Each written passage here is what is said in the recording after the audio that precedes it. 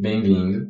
Esse aqui é o seu primeiro vídeo da playlist de Fundamentos de Física. A gente vai trabalhar agora um pouco sobre corpo extenso e ponto material. Eu gostaria de reforçar para vocês a importância de não só ficar nos vídeos teóricos, mas também dar uma olhadinha nos exercícios que eu trouxe para vocês. No Instagram mesmo, que é o mesmo arroba do YouTube, o @Física Pública, vocês podem encontrar, se vocês quiserem, as listas de exercícios não só dessa playlist, mas de outras. Além disso, ainda temos o canal no TikTok e aqui no YouTube. Vamos começar pelo seguinte. Ponto material é um conceito físico. É um conceito que nos orienta a interpretar uma situação ou fenômeno fisicamente. O que eu quero dizer com isso? Quero dizer que isso é algo relativo à situação e ao sistema que você trabalha.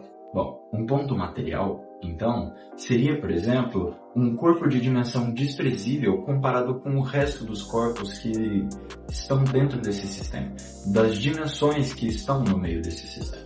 Por exemplo, se eu estiver tentando analisar a corrida de um ser humano em uma maratona de quilômetros e quilômetros de distância, não faz diferença para minha análise física, que eu gostaria de saber a velocidade dele, a distância que ele percorreu, ou mesmo quanto tempo ele demora para fazer essas distâncias serem percorridas, ou a aceleração de cada momento.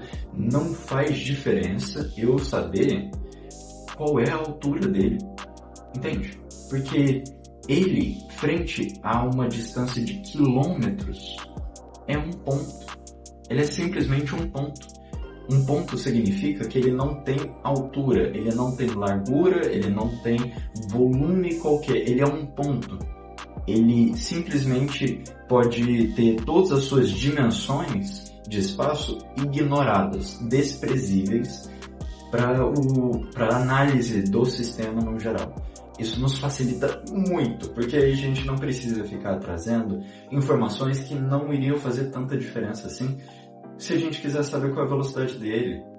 Isso tá aí para nos facilitar, não para nos dificultar. O contrário do caso do ponto material seria o caso de um corpo extenso. No caso, um corpo extenso é quando as suas dimensões, as dimensões desse corpo que a gente está analisando, não podem ser mais desprezíveis frente ao resto do tamanho do sistema que você está analisando. Um bom exemplo disso é o caso em que você pega um carro e tenta colocar numa garagem. Porque, ao contrário da pessoa em um sistema ou um espaço de quilômetros de distância, uma garagem tem um tamanho específico. Se você colocar uma altura de garagem muito menor do que a altura do carro, o carro não entra. Se você colocar um carro muito maior do que a altura da garagem, ele não entra. Então passa a fazer diferença a altura, o tamanho, as dimensões desse carro. Faz diferença se for um carro ou se for um caminhão. Faz diferença esse tipo de coisa. Peraí, professor, então é simples assim? Se não fizer diferença as dimensões daquele objeto analisado, é um ponto material. Se fizer diferença, é um corpo extenso? Sim. É uma convenção física. A gente usa isso para conseguir analisar o resto das coisas. E a partir do momento em que o enunciado, ou mesmo você, percebe que algo pode ou não ser desprezível, você pode inferir esse tipo de análise para conseguir complementar a sua análise física. Ok, agora vamos tentar levar um pouquinho em prática com o que eu tenho aqui.